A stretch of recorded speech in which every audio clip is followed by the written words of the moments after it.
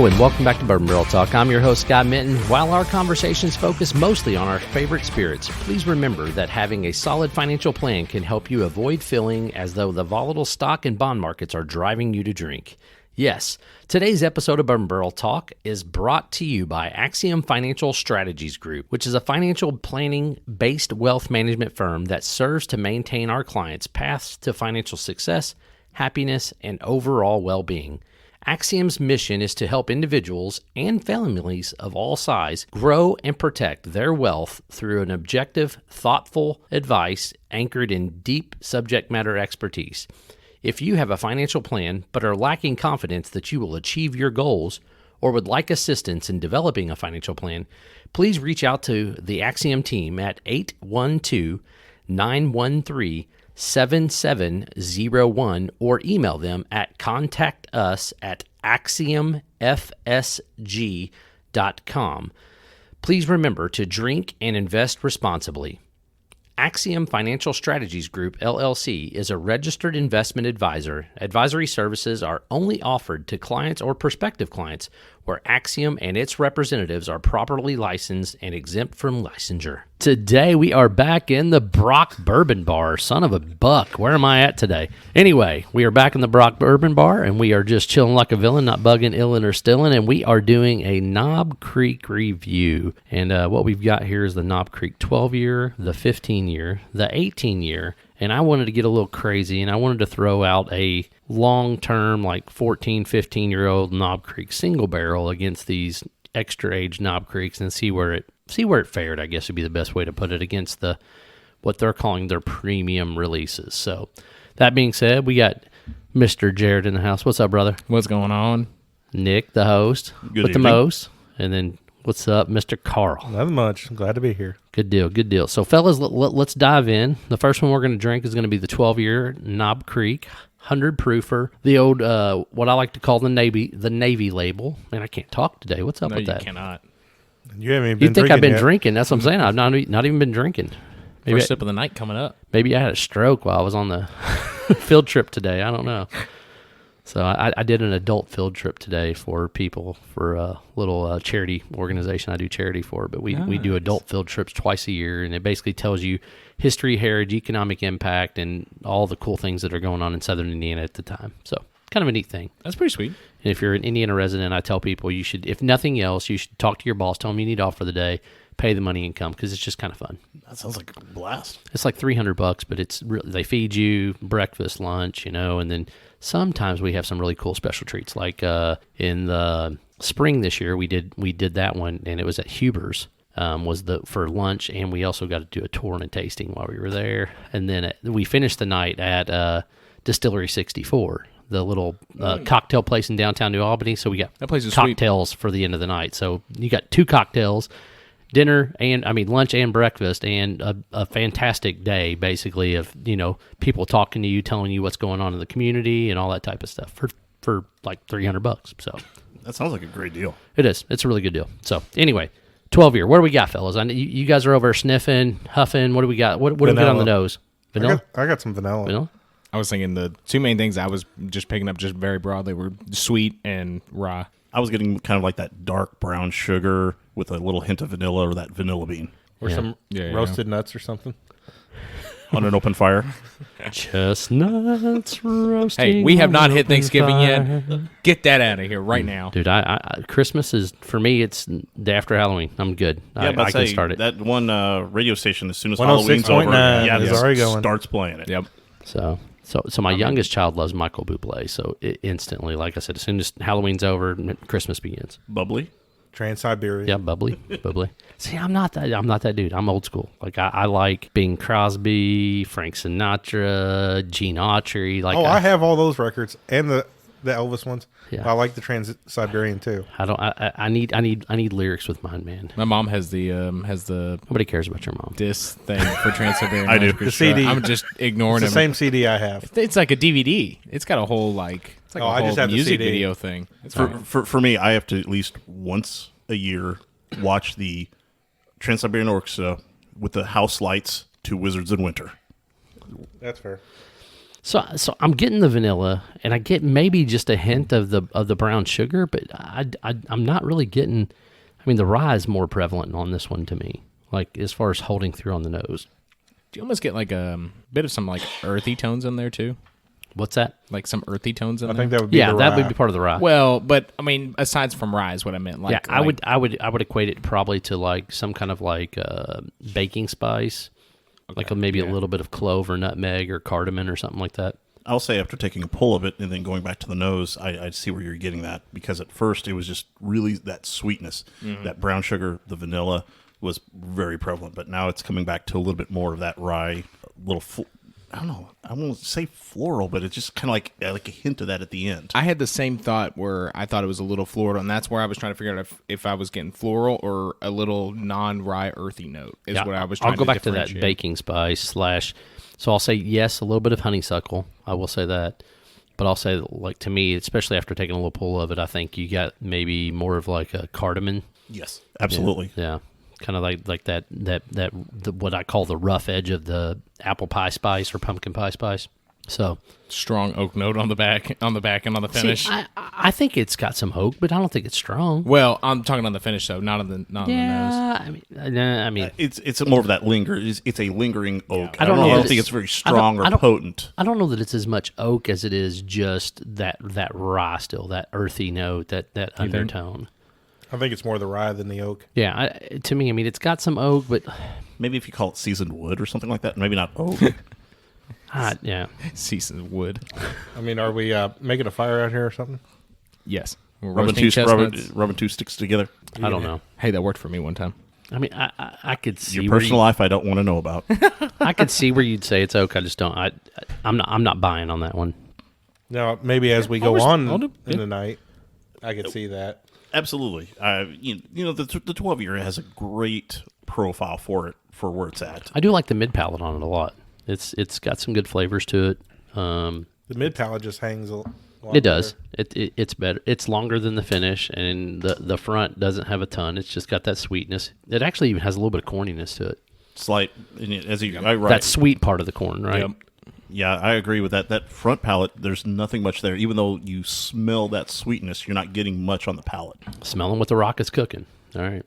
So this 15 year. So this is where I expect the oak to start picking up a little bit. But then again, like to me, a 15-year-old bourbon, sometimes they can be extremely well balanced, and you don't always get a lot of oakiness. You You get like leather or some other things. But let's see. on the nose. I am getting a lot more vanilla. It's like a heavy vanilla for me. Yeah, a lot less sweetness, but more vanilla bean or something. Yeah, I could see some vanilla. See, I'm getting more of like those other sweet notes, like the caramel or some toffee. Yeah, I get that kind of hint of toffee in there. Yeah. Maybe like a sweet cigar. See, I get a lot Yeah. more caramel on A this little one. tobacco. Yeah. I'm a day late and $1 short, but I get a lot more caramel on this one than the first one. You know what? This actually smells very close to if you've ever had an acid blondie cigar. No, I I don't know that I've had the blondies. I've had quite a few of the acid cigars, but I don't know that the blondies from any of the other ones that I've tried. It's probably the lightest one because that was actually the first one that I gave Barbara. It's And the she Barbara enjoyed it. Special. Oh yeah, The Barber Special. You almost get like a little bit of a, and maybe this is where you come with toffee, but a little bit like a bready note. Not like dough bread, but like it's almost like a caramel glaze on like a piece of like I don't want to say toast, but something like that. Think of it this way: Have you guys ever opened up a bag of Werther's Original? Just opened it and just No, took a I'm big not huff. that old. And this is why we can't have nice things. Okay, I get what Jared's coming from, and I'm going to tell you this, and hopefully this is what you're picking up by saying that. Like a caramel bacon donut, like that caramel or like that sweet like maple bacon donut, that kind of flavor. Is that what you're talking about? I can see that. Yeah. I think that's kind of more what I'm getting at. I'm getting more leather for me. So I get a lot of leather too, but there is some sweetness to it. Oh, yeah. And when you dive into that sweetness, especially on like the mid palate, to me it's almost like that maple syrup or like that caramel donut, like that sweetness. How those two kind of counteract with each other. Or And feel interact. free to totally call me out on it and say I'm full of No, shit. no, But, I'm not. but yeah, no, you're good. I'm just saying. You said bready, and when you said bready, I'm like, dude, I don't get any kind of bready note. I don't get any, especially when I was smelling it. But then when I tried it, I was like, oh, on the mid palate, I do get like where you could maybe get like some of that like donut, like because I've had some of those. Like I think they're maple actually though, but The maple glaze. To the maple glaze or maple bacon. That's what I kind of get, maybe a little reminiscent of that. I guess it'd be what I would say. I could see maybe a little in his comment towards the bread, like a pumpernickel or something, where that has a lot of rye to it. Maybe. I maybe that. Yeah. I don't eat rye bread, so I would be probably the last person that would probably pick up one of those notes. I love pumpernickel. This has a weird sweet and savory almost taste to it. Yeah. It's got an odd finish too. I was thinking a very sweet finish, but still not a ton of oak. No. There's actually, I was expecting a lot of oak. This seems a lot more mellow than the 12-year. To me, there's not as much. The finish doesn't last as long. Is the proof the same? They're proof the same. Yeah, they're both 100 proof. Wow. Until we get to the single barrel, they're all 100. Even the 18 is 100? Yes. Mm-hmm. Okay. Wow. Okay. But yeah, that weird sweet and savory that I don't know why that I'm getting that, but I am. A little leather, a little tobacco. Yeah. Yeah, this one's, I don't know. It's unique for sure. I don't know. That 100 proof, my problem is that a lot of times when I drink Knob Creek, if it's not a single barrel, because of the way that they water them down, in my humble opinion, I feel like that rye taste just hits the front of your tongue, and it's really, really hard to differentiate your mid palate from your front. Like, that's the one thing I have some trouble with. You guys can try with water. That's fine. You can add water to it. To me, these are already watered down enough. I mean, I'm just a little curious. Yeah, I'm absolutely. fine. That's a be curious. curiosity of me. I'll be curious with you for Yes, the sake of science and for the sake of the podcast. I'll just throw a drop of water in this and see what it does. Yeah, Come on, DJ Jazzy Jazz Knob. Oh yeah, that's just rye. This tastes almost like one of their regular ryes. Yeah. Not like the double oak or No. rye or anything. The sweetness comes out from that rye note too, though. It's like more of that sweet rye on the nose, at least. That's weird. Let me dive in and get a little sip here. What are you getting, Jared? You look perplexed. I think it's just that rye comes forward, but it's an interesting rye. It's almost like that Willet that you gave me. See, I don't think it's different than that. It's like I don't know. Maybe it's I don't know. I don't know what it is. But it is very sweet. When you said the sweetness, right before that I was thinking it's very sweet when you add that. So rye on the front. The mid palate is still some of those sweet notes. It's weird. It's a real soft, subtle sweetness, though. Almost like and we've talked about this a couple of times, like a creme brulee or like a custard or, something like that that's had the char on it. Because I feel like the char's coming in a little bit more now on the mid palate since we added water. No, I agree with that. I still get kind of that linger in the back that's kind of a little rye-ish. Like cranberries linger? Like, do you have to let it linger? Do you have to? Do you have to let it linger? Am I too young for this reference? Yes, evidently. Evidently. Morgan probably knows it. Yeah, no. Never mind. She's dead. She doesn't know. She's dead. I think I'm probably the tail end. Between the ears. I actually waited for her to kind of, if she would have listened to any of the prior podcasts, to say, it wasn't me. That's right. It wasn't me. Something on a counter. It wasn't me. That's what that made me think of. I don't know. That's what you were going for. I'm diving on this 18-year, man. I'm still getting a lot of vanilla on this. So I get some vanilla, but, dude, this is straight up. This is oak. This is is leather. This is rye, so it's got some of those floral notes that are synonymous with Knob Creek. It smells awesome. It does have some caramel. I enjoy the smell a lot. I think this might be my favorite smell. I get a little underlying char to the smell. I still get that hint of vanilla bean on the front. I don't know if it's oak, but I would say seasoned wood, something like that wood note, and then you get a kind of like a little bit of a deep char. Yeah, definitely get some of that char. Does anybody know what char level they do for these barrels? I think they're pretty standard with 3. I mean, that's just kind of seems to be Beam's kind of general forte. I think most people use 3, aren't they? Most places use 3. Some places will do blends of 3s and toasted heads or 3s and 4s on the heads, different things to that nature. But Beam is pretty consistent, if I remember correctly, with using a char level 3. And I think, if I remember correctly, I think they use mainly either Kelvin or ISC. So I'm not 100% certain, but I think that it's one of those two that they're pretty consistent with.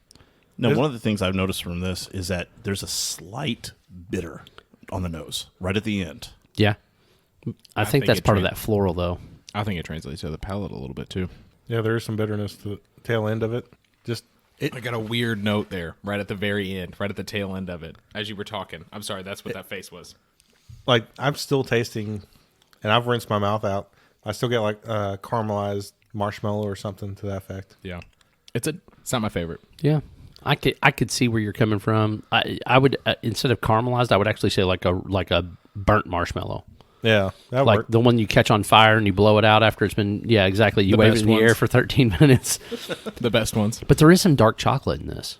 Yeah, that's what I was about to say. There's a hint this is back chocolate. Yep, there's a little bit of chocolate. This Was one's, that what your weird note? that you honestly, picked up? this one's probably the most complex of the three we've had so far. As far as yeah. like it's got some stuff coming in from all angles. It's still a lot of rye though, man. And You definitely get a lot more oak to. oh on yeah, those the oak ones. is there, and the oak is all mid palate to the finish. Like Yes. it's very, very, very, very, very, very prominent. It lingers to me better on the mid palate than the other two. Yeah. Yeah, this one, it hangs in there like a hair in a biscuit for sure. I don't know. I think I like the other two better so far. And that's fine. I didn't say I liked it the best. I said to me it's I the know. most complex of the three so Yeah, far. yeah. I don't know. I guess it's just the oak in there. That's what's throwing me off. You or feel like it's a something. little bit off-putting? a little bit or something. Maybe is that kind of like that oak char bitter note that you're. It might be. I don't know. Truthfully, how many 18-year-old bourbons or whiskeys have you had? You make a valid point. I was real scared. I'm glad you said bourbon. I knew where I was going, and that How was not many there. 18-year-olds have you had? Well, it depends on how old I was. And there goes the podcast. Straight. It would have been really long ago. Yeah, if they haven't got no. I mean, I've been married since I was 19, so I've been After- married after since the- I was 26. I put a little bit of water in this, and it's just the rye just explodes, and it almost like takes over. Like it almost doesn't even. Nothing else almost comes through. There's just a subtle sweetness, almost like a little bit of the corn pops, because these are obviously high corn, high rye. But I don't know. Now, one thing I noticed that whenever my third pull before I added water, that chocolate note really started to become more prominent. Yeah. I just really wish it had some kind of like a citrus or something to kind of marry with that chocolate, or something to kind of give it a little bit of love. I tell you, that finish though just like you said, hangs. It like does. a hair and biscuit. I mean, it's just hanging there, man. Isn't it? Business. It's hanging in there like a hair in a biscuit. You got to learn that one, man. That way you can use it at work. It's hanging in there like a hair in a biscuit. There you go. We got you. Now you can use that at work. I definitely prefer that without water. Yeah, 100%. It's way better without water. That rye is just way too forward. Yeah. I don't know. Yeah, I agree with you. It's amazing how much these are switching. Is this a high rye bill? Yeah, so all of them are high rye. I mean, they're high corn, high rye. I mean, that's kind of the way, that Jim Beam Knob Creek rolls. So the last one is a single barrel. It's 14 years, 3 months old. It's an Sully's pick. Yes. Yes. Out of Georgetown. Oh, Georgetown. Little B shop. No, I know exactly where it is. Yep. First, I thought it was Sully's, like the old downtown bar. No, not there. No. Oh, this is their Irish cousin. Jeez, Eloise. Jeez, Eloise. Cousin. I'm pretty sure Sully's was an Irish Irish pub. pub Well, this is their more Irish cousin. because you put an O before it.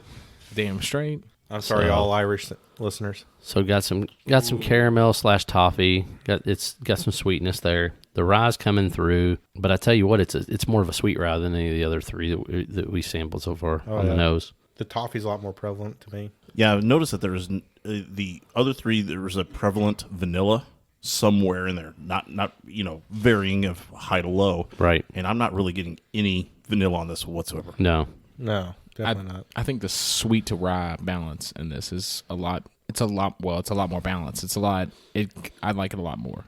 I'm afraid when I drink this, and I don't want to influence your palate, but I think I'm getting almost with the rye that's coming through. I'm getting more of what I would call that textured rye, which is almost minty, but I don't know if it comes through on the palate. I'm going to try it here in a second. You've already had a pull on it, so what are you picking up on that, Nick? I don't want to call it a mint, but it is there is a floral hint that's hitting like to the top back of my throat, and I'm trying. I don't want to call it mint. You know what? It's almost it could be a mint. It could be like the type of mint that you get at Olive Garden. That little chocolate mint. The Andes mint. Yeah, they're an Andes mint there. Okay, I didn't know what it is. But it's that chocolate mint combo, that combo, because that's actually one of the mints that I can actually try, that I actually like. You don't like mint?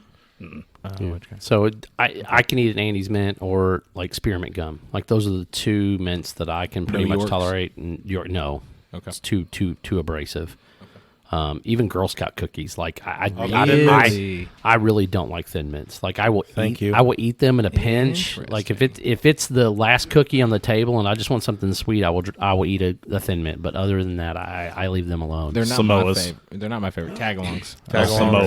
Samoas for sure. It's Yeah, peanut butter ones, right? and tagalongs are good. Don't get me wrong, but what I will say is this, and you're not old enough to know this, but tagalongs are so much worse now than what they were. Oh, they're 15 100% years worse. ago. You go to Aldi's, they have their version of tagalongs. Yeah. Way better. I think the And thin way mints cheaper. are worse Yeah, compared to I think all of when them I are was worse, but a child. the Samoa seems to be the most consistent of the Girl Scout cookies. And I don't know how we got on Girl Scout cookies. Oh, because I said something about mint. Yeah. It's like, how the hell did we get on Girl Scout cookies? How do we get to A to C? So I don't think it's mint on the palate. I really don't. What I get is something totally different. Like a clove or something? No.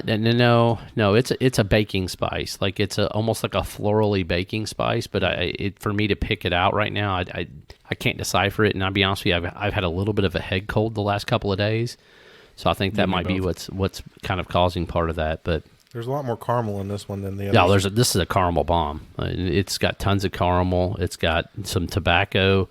You don't really taste the oak. No. To me. You know, that might be what it is. You smell the old menthol cigarettes? Oh, God. Yes. Yes. Yeah, I know. Because we were talking about tobacco and all that. Like, to me, like, almost maybe that's what that mid palate is like that, what I would reminiscent is like, and it's not even reminiscent, it's just that kind of how I would imagine a menthol cigarette would taste. Like the old Salem. Like a Marlboro mint, or Newport's mints. I don't know. Yeah, it's just menthols. Yeah, menthols. Just whatever the menthols are, right? But to me, yeah, that's what, like, it's almost like what I would imagine what that tastes like. My grandmother smoked them. Now, let me throw this out here. What about possibly some undehydrated tea? I could see that possibly. Because it would be more of like those fresh herbs than the dehydrated. That's what I'm thinking about. Yeah. I have no idea. I've never smelled that stuff, but I've never drank it, so I couldn't tell you on that. But there's all kinds of stuff going on here for real. I mean, this for the 18 is the most complex now. I would agree with that. Because I even get a little bit of chocolate. I There's get a little bit of that marshmallow. There's some toffee in there. It's definitely toffee and caramel. Yeah. A little bit of vanilla, but not as prevalent as the other three were to me. There's a little less. So how much do you think one drop of water to 120 proof would really, like, what do you equivalently, what do you think it would drop it down? It depends on how much you had in there, right? Yes. Well, yes. It's percentage. So, are you compared to like that? Yeah. I would say it'd probably drop about 5 proof. Not even that much. You're talking like 2 or 3. Probably 3. Okay. So that's what I was wondering. I was wondering how much you would have to really add to make it like a significant. I'm going to take drop in mine to proof. what I think would be about 100 proof based on what I've got in here left in my glass and how many drops I put in there, and I'm going to compare it to what I think 100 proof versus all the other ones being 100 proof. See, I only put 2 in there just because. No, really not. Start I would add like 2 more, Jared. Yeah. Maybe 3. Let me start with this kind of. Yeah, I mean you can, but I don't think you're Oh, to anywhere make near it 100 proof yeah. at that point. Yeah, I wasn't trying to get to 100 proof. I was just trying to drop it down a little bit just to see what happened. Gotcha. It brings out the oak a little bit, to me, anyhow. So I could say that, but it's also a lot sweeter. I mean, a whole lot yeah. sweeter. Like it's even more sugar, a little bit more of the corn, almost like a sweet cornbread on the nose. That's what I'm about to say. The rye lingers slightly just in the back, but you're right. It's more corn forward, at least for me. It doesn't stay on the front of the tongue or the mid. It's all in the back. Mm-hmm. It's all where the tonsils are. Yeah, absolutely. It lingers. You feel that kind of heat linger. But it's not bad lingering. Mm-mm. It's not like I think it was the 15 for me. It lingered a little weird for me for some strange reason. Yeah, I don't know. All of them really popped rye, except for that last one, popped corn after the water. Yeah, after the water. Yeah. Yeah. All right. I mean, listen, I thought they were all good. I don't know that any of them were great. If I was going to pick my favorite and then my least favorite, I would probably go. Man, it's real hard. I'm gonna take them neat, because really only one of them changed enough with water to where I would say it was better. So I'm going to take them all neat. I'm going to put the Osoli single barrel first. I'm going to go with the 15-year Knob Creek second, the 18, then the 12. I'm going to be the Osolis, the 12, then the 15, then the 18. Okay. Okay. I'm going to buck you all because, there's too much floral in that Osolis for me. So, just for my palate that I enjoy. Oh, that's fine. I'm going to go 15, 12, 18 Osolis. Okay. Okay. I was going to go Osolis 15, 18, 12. All right. So me and you are the same. You were a little off slightly. I'm a little off. And then you were Totally different. the crazy man of the group, huh? Absolutely. And there's nothing. And like I said, I thought they were all good. I didn't think that any of them were the greatest thing I've ever had.